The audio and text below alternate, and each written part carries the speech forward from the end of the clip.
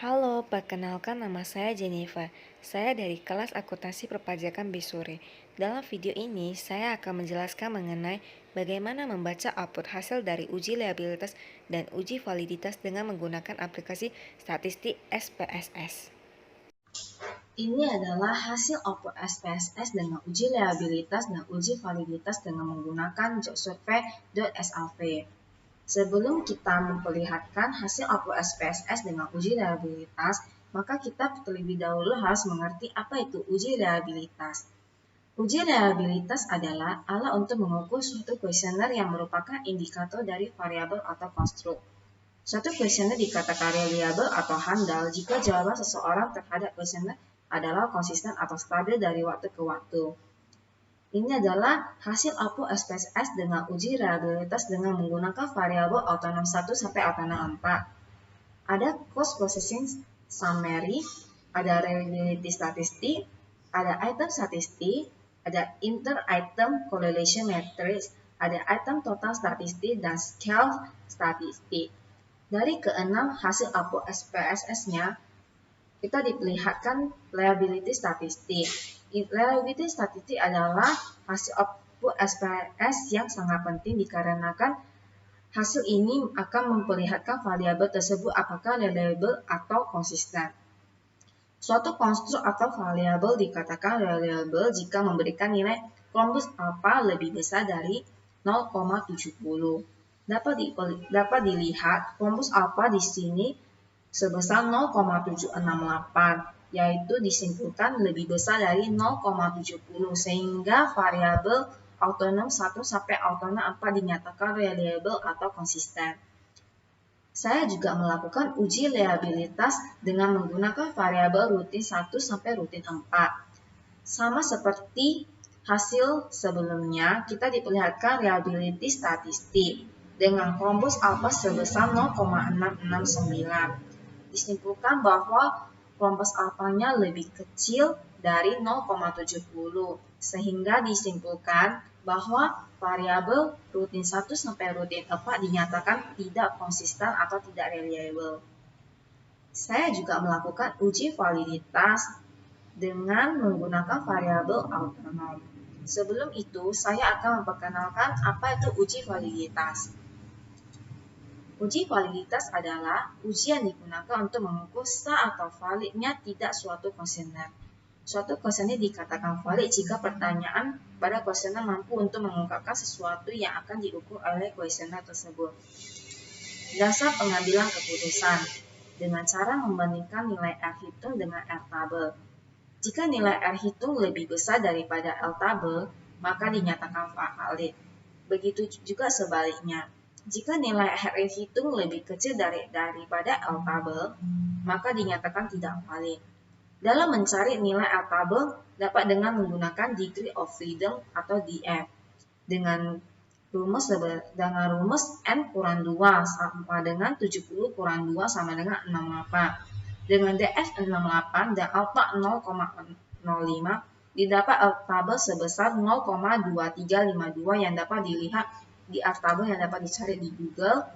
N-nya 68 dan alpha-nya 0,05, maka nilai L tabelnya sebesar 0,2352. Dasar pengambilan keputusan dengan memperlihatkan nilai signifikasinya. Jika nilai signifikasinya lebih kecil daripada 0,05, maka dinyatakan valid. Dan begitu juga sebaliknya, jika nilai signifikasinya lebih besar 0,05, maka dinyatakan tidak valid. Di sini saya akan memperlihatkan hasil output SPSS dengan menggunakan variabel autonom. Pada autonom 1, person correlation-nya sebesar 0,837. Maka ini lebih besar daripada 0,2352 sehingga dinyatakan valid, dan pada signifikasinya sebesar 0,000 lebih kecil dari 0,05 maka dinyatakan valid.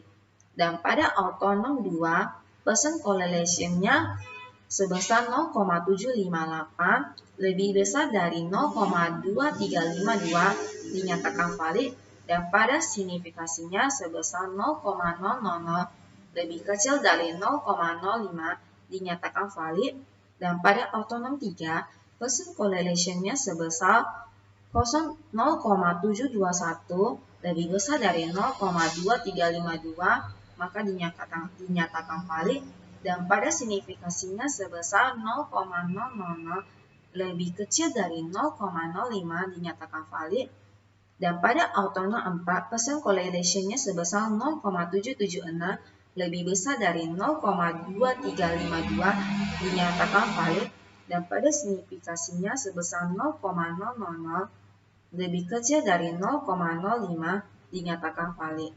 Dapat disimpulkan bahwa variabel autonom 1 sampai autonom 4 dinyatakan valid. Saya juga melakukan uji validitas dengan menggunakan variabel rutin 1 sampai dengan rutin 4. Sama halnya dengan uji validitas dengan menggunakan variabel autonom, kita hanya perlu melakukan pengambilan keputusan dengan membandingkan nilai R-hitung data tabel dan membandingkan dengan nilai signifikasinya apakah dianggap valid atau tidak valid. Pada rutin 1, persen correlation-nya sebesar 0,868 sehingga lebih besar dari 0,2352 dinyatakan valid, dan pada signifikasinya sebesar 0,000 lebih kecil dari 0,05 dinyatakan valid, dan pada rutin 2, persen correlation-nya sebesar 0,646 lebih besar dari 0,2352 dinyatakan valid, dan pada signifikasinya sebesar 0,000 lebih kecil dari 0,05 dinyatakan valid, dan pada rutin 3, persen correlation-nya sebesar 0,582 lebih besar dari 0,2352 dinyatakan valid, dan pada signifikasinya sebesar 0,000 lebih kecil dari 0,05